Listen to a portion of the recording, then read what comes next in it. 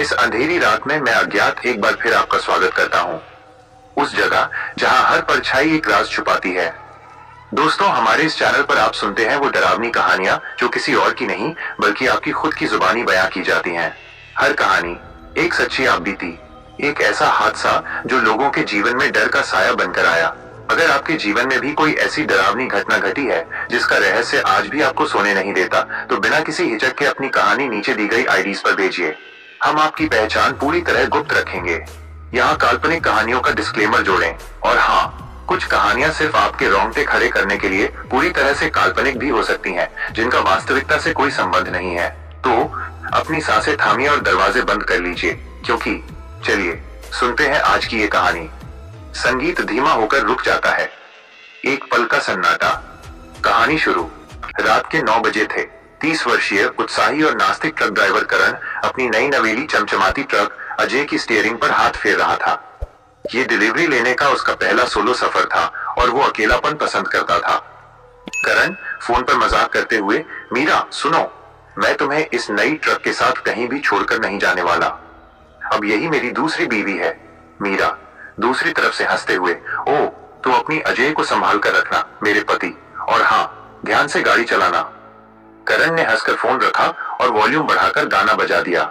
उसे क्या पता था कि आगे उसका इंतजार क्या कर रहा है। रात के 11 बजे करण NH 47 पर एक सुनसान और धूल भरे पुराने ढाबे पर रुका। ढाबे का मालिक एक बुजुर्ग आदमी बाबू आंखों में गहरी चिंता लिए उसे घूर रहा था। बाबू सख्त आवाज में, यहाँ इस हाईवे पर रात में कभी ना रुकना बेटा, और तेरी इस ट्रक की पिछली स्लीपर सीट को तो कभी देखना भी नहीं।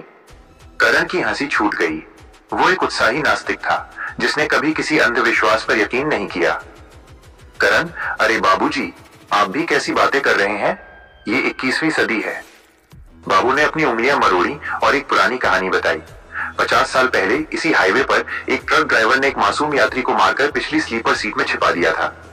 उसकी आत्मा हर रात नए ड्राइवर को अपना शिकार बनाती है। वो अब भी वहां है। करण ने सिर हिलाया, ढाबे का खाना खाया और फिर से हाईवे पर निकलने से पहले बाबू की तरफ देखकर एक जोरदार ठहाका लगाया। रात के 2 बजे थे। करण हाईवे पर तेज गति से चला जा रहा था। अचानक केबिन में एक अजीब सी असहनीय ठंडक बढ़ गई। उसे पिछली सीट की तरफ से धीमे धीमे खुरचने की आवाजें सुनाई दी, जैसे कोई नाखून से लकड़ी को रगड़ रहा हो। करण ने घबराकर हॉर्न बजाया। जैसे ही उसने साइड मिरर में देखा, उसे धुंधली सी एक मानव आकृति दिखाई दी जो पिछली स्लीपर सीट पर बैठी थी। उसका दिल जोर से धड़का। वह घबराकर पीछे मुड़ा, लेकिन वहां कुछ नहीं था। ये भ्रम बार बार होने लगा। अचानक रेडियो अपने आप चालू हो गया। उसमें सिर्फ एक बच्ची के रोने की आवाज थी। करण ने कांपते हाथों से रेडियो बंद किया, लेकिन रोना बंद नहीं हुआ। अब उसे साफ महसूस हुआ कि रोने की आवाज ट्रक के अंदर से पिछली सीट से आ रही है। ट्रक अचानक जोर जोर से हिलने लगी, जैसे कोई माल के ऊपर कूद रहा हो। करण ने तुरंत ब्रेक मारा और नीचे उतरा। उसने ट्रक का ताला चेक किया, जो टूटा हुआ था। माल कुछ पुराने बक्से सुरक्षित थे, लेकिन एक बक्सा जमीन पर गिरा हुआ था और उस पर खून के धब्बे थे। वो तुरंत ट्रक में वापस आया और अपनी पत्नी मीरा को फोन किया। करण डरी हुई फुसफुसाती आवाज में, मीरा, कुछ ठीक नहीं है यहाँ। मीरा हड़बड़ी में, करण, तुम्हारे पीछे कोई फुसफुसा रहा है, मुझे आवाज आ रही है। कॉल अचानक कट गई और उसका फोन पूरी तरह से खराब हो गया। करण अब पूरी तरह से टूट चुका था। वो हिम्मत जुटाकर टॉर्च लेकर पिछली स्लीपर सीट का पर्दा हटाता है। सीट पर खून के धब्बे थे और बीच में एक पुराना फटा हुआ टेडी बियर रखा था। जैसे ही करण ने उस टेडी बियर को उठाया, उसकी आंखें चमकने लगी और ट्रक अजय अपने आप रिवर्स चलने लगी। ट्रक अपने आप तेज गति से गलत दिशा में भाग रही थी। करण स्टीयरिंग पकड़कर भी उसे रोक नहीं पा रहा था। केबिन के डैशबोर्ड पर खून से तुम्हारा अंत यहाँ लिखा हुआ दिखाई दिया। ट्रक उसी जगह पर वापस पहुंची जहां 50 साल पहले हत्या हुई थी, एक पुरानी टूटी हुई पुलिया। पिछली सीट से एक भयानक परछाई निकलती है और करण के सामने खड़ी हो जाती है। आत्मा बदला चाहती थी। करण को बाबू की बात याद आती है। ये आत्मा शांति चाहती है। वो तुरंत उस टेडी बियर को उठाकर जमीन पर रखता है और जोर से, मुझे माफ कर दो, चिल्लाता है। अचानक एक तेज रोशनी होती है और आत्मा उस टेडी बियर में समाकर नष्ट हो जाती है। सुबह करण उसी ढाबे के पास जमीन पर सदमे में पड़ा मिलता है। ट्रक अजय पूरी तरह जली हुई है। बाबू उसे देखता है और दुख से सिर हिलाता है। करण घर लौटता है, लेकिन वो अब पहले जैसा उत्साही नास्तिक नहीं है। वो अब हमेशा शांत और डरा हुआ रहता है। अंत में 1 सप्ताह बाद मीरा को एक अनजाना पार्सल मिलता है। मीरा ने पार्सल खोला। अंदर वही फटा हुआ टेडी बियर रखा था। मीरा, जिसने अपने पति को मानसिक रूप से टूटा हुआ देखा था, उस दिन पूरी तरह अकेली थी। उसने पार्सल को खोला। वो फटा हुआ लाल पीला टेडी बियर उसके हाथ में था।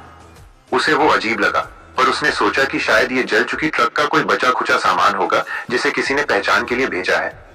वो टेडी बियर को अपने बेडसाइड टेबल पर रख देती है। रात, मीरा सो रही थी। अचानक उसे कमरे में वही असहनीय ठंडक महसूस हुई जो करण ने ट्रक के अंदर महसूस की थी। उसे अपने बिस्तर के पास से धीमे धीमे खुरचने की आवाज सुनाई दी। उसने डर कर आंखें खोली। कमरे में अंधेरा था, पर चांद की हल्की रोशनी में उसे दिखा कि टेडी बियर अपनी जगह पर नहीं है। उसका दिल डूब गया। वह कांपते हुए उठी। मीरा फुसफुसाते हुए, कौन है? कोई जवाब नहीं।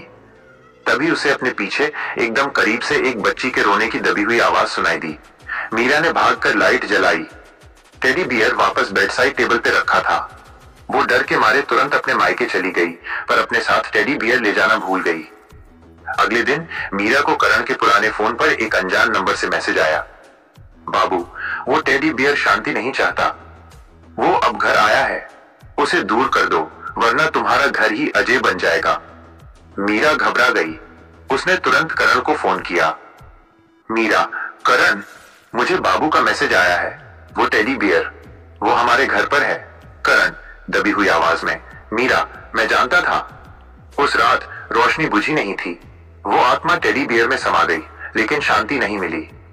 उसने सिर्फ जगह बदली है। मीरा वापस अपने घर पहुंची। टेडी बियर अब जमीन पर पड़ा था और उसके शरीर पर खून के सूखे धब्बे पहले से ज्यादा गहरे लग रहे थे। जैसे ही मीरा ने उसे छूने की कोशिश की, घर के सारे बल्ब टूट गए। हर तरफ अंधेरा छा गया। उसे अपने कानों में करण की आवाज सुनाई दी, जो चिल्ला रहा था, पिछली सीट पर मत देखना। परछाइयां दीवार पर नाचने लगीं। बच्ची के रोने की आवाज अब पूरे घर में गूंज रही थी। मीरा ने महसूस किया कि कोई चीज धीरे धीरे उसके टखने को खींच रही है। वो डर के मारे सोफे पर चढ़ गई। मीरा को अचानक बाबू की कहानी याद आई। हत्या उस ट्रक की सीट पर हुई थी। मीरा, वो बच्ची अपनी मौत की जगह से जुड़ी हुई है। मीरा ने हिम्मत जुटाई। उसे समझ आया कि आत्मा को भौतिक चीजों से दूर करना होगा। वो टेडी बियर को उठाती है, जो छूने पर बर्फ जैसा ठंडा महसूस होता है। वो टेडी बियर को लेकर घर से बाहर भागी। पीछे उसके घर के दरवाजे जोर जोर से पीटे जाने लगे, जैसे कोई अंदर आने की कोशिश कर रहा हो। मीरा ने पीछे मुड़कर देखा। उसका घर, जो कल तक सुरक्षित था, अब ट्रक अजय की तरह हिल रहा था। वह भागकर घर के पीछे की जमीन पर पहुंची। उसने मिट्टी खोदी और टेडी बियर को उस गहरे गड्ढे में फेंक दिया। फिर उसने पेट्रोल छिड़का और माचिस जला दी। टेडी बियर धधकती आग में जलने लगा। जैसे ही वो जला, मीरा के घर के अंदर से एक चीख निकली। जोरदार हवा का एक झोंका आया और उसके बाद शांति। अगली सुबह करण और मीरा एक दूसरे को गले लगाए जले हुए गड्ढे के सामने खड़े थे। मीरा, ये सब खत्म हो गया करण, अब हमें कोई नई शुरुआत करनी होगी। करण अपनी पत्नी को कसकर पकड़ते हुए, हाँ मीरा, अब मैं कभी अकेला सफर नहीं करूंगा। वे दोनों अपना सारा सामान पैक करते हैं और उस शहर को हमेशा के लिए छोड़ने का फैसला करते हैं। जाते समय करण अपनी पिछली नास्तिकता पर सिर हिलाता है। अब उसने ये मान लिया था कि इस दुनिया में कुछ चीजें ऐसी हैं जिनका कोई वैज्ञानिक जवाब नहीं होता। करण अपनी कार चला रहा है और मीरा मुस्कुराकर उसकी तरफ देखती है। जैसे ही वे शहर की सीमा पार करते हैं, मीरा को लगता है कि उसकी गोद में कुछ है। वो नीचे देखती है। उसकी गोद में उसका फोन पड़ा है और उस फोन पर किसी ने बिना किसी ऐप के इस्तेमाल के एक फोटो खींची है। वो फोटो थी जली हुई ट्रक अजय की पिछली स्लीपर सीट की, जहां अब एक नया अनछुआ टेडी बियर रखा था। मीरा का चेहरा सफेद पड़ गया। पर्दा गिरता है। आत्मा ने सिर्फ अपना वाहन बदला था। मीरा ने चीख मारी और डर के मारे अपना फोन कार से बाहर फेंक दिया। करण, क्या हुआ मीरा? क्या देखा तुमने? मीरा हाँफ रही थी। वो टूटे हुए शब्दों में करण को बताती है कि उसने फोन पर क्या देखा। मीरा, करण, मुझे लगता है कि ये हमारे साथ ही है। उस आत्मा ने टेडी बियर को नष्ट होने से ठीक पहले किसी चीज में ट्रांसफर कर दिया। करण तेज रफ्तार से गाड़ी चलाते हुए आंखें डरी हुई, भागो, हमें इस जगह से जितनी दूर हो सके भागना होगा। वे कई घंटों तक बिना रुके गाड़ी चलाते रहे। सुबह के 4 बजे थे। करण एक सुनसान लेकिन बड़े हाईवे पर गाड़ी चला रहा था। मीरा सोफे पर पड़े टेडी बियर की बात बार बार सोच रही थी। अचानक कार का इंजन जोर से झटका खाकर बंद हो गया। करण, क्या? अभी तो पेट्रोल फुल था।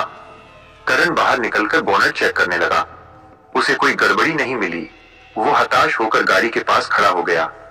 तभी मीरा कार के साइड मिरर में देखती है। दर्पण में वो उनकी छोटी कार के पीछे एक बहुत बड़ी ट्रक की हेडलाइट्स देखती है। मीरा बुदबुदाते हुए, नहीं, ये नहीं हो सकता। वो पीछे मुड़कर देखती है लेकिन वहां कोई ट्रक नहीं थी। जैसे ही वो वापस दर्पण में देखती है, ट्रक की रोशनी और नजदीक आ गई है। ये वही पुरानी जंग लगी हुई ट्रक थी जैसी बाबू ने कहानी में बताई थी। करण, मीरा, कुछ हुआ क्या? मीरा घबराकर करण का हाथ पकड़ती है। मीरा, करण, शीशे में देखो, हमें कोई ट्रक टक्कर मारने आ रही है। करण शीशे में देखता है लेकिन उसे वहां सिर्फ उनकी छोटी कार और हाईवे का अंधेरा दिखाई देता है। करण को अपनी पत्नी पर शक होने लगता है कि शायद सदमे के कारण उसे भ्रम हो रहा है। करण, मीरा, कुछ नहीं है, तुम शांत हो जाओ। तभी कार के अंदर डैशबोर्ड पर रखा मीरा का नया फोन अपने आप चालू हो जाता है। स्क्रीन पर एक संदेश चमक रहा था, अजय, अब कोई आराम नहीं। इससे पहले कि वे कुछ समझ पाते, बच्ची के रोने की आवाज उनके फोन के स्पीकर से इतनी जोर से आने लगी कि उनके कान फटने लगे। रोने की आवाज के साथ एक पुरानी खुरदरी मर्द की आवाज भी सुनाई देती है। आवाज, अब मैं यही हूं, तुम भाग नहीं सकते। करण ने फोन छीनकर उसे जमीन पर पटक दिया लेकिन फोन टूटा नहीं। आवाज अब भी आ रही थी। करण को समझ आ गया था कि आत्मा ने अब डिजिटल माध्यम को अपना नया टेडी बियर बना लिया है। उसने फोन उठाया, उसे एक कपड़े में लपेटा और कार के बोनट के पास सड़क पर जोर से पटक दिया। फोन के चिथड़े उड़ गए। आवाज तुरंत बंद हो गई। करण और मीरा राहत की सांस लेते हैं। उन्हें लगता है कि खतरा टल गया। अचानक उन्हें महसूस होता है कि कार का इंजन फिर से चालू हो गया है। करण, इंजन कैसे चालू हो गया? लेकिन कार अब आगे नहीं चल रही थी। स्टीयरिंग अपने आप मुड़ जाती है। कार खुद ब खुद पलटकर वापस उस रास्ते पर चल पड़ती है जहां से वे आए थे। मीरा, करण, हम कहां जा रहे हैं? करण हताश होकर, ये हमें वापस खींच रहा है। उस पुलिया पर, उस ढाबे पर सूरज की पहली किरणें निकल रही थीं। कार बिना ड्राइवर के उस पुराने ढाबे के सामने आकर रुकती है। ढाबे का मालिक बाबू पहले से ही बाहर खड़ा था। उसने सिर हिलाया। बाबू, मुझे पता था तुम वापस आओगे। जब बदला अधूरी चीज से जुड़ा होता है तो वो आसानी से नहीं टूटता। मीरा, बाबूजी, हमें बचाओ, वो हमें छोड़ने को तैयार नहीं है। बाबू, बच्ची की आत्मा को शांत करने का बस एक ही रास्ता है, उसकी कहानी को खत्म करना। बाबू ने अपनी उंगलियां मरोड़ी और एक पुरानी डायरी निकालकर करण को दी। बाबू, उस रात जब हत्या हुई थी, ड्राइवर ने सिर्फ बच्ची को नहीं मारा था, उसने बच्ची के बाप को भी मारा था जो उस ट्रक को चला रहा था।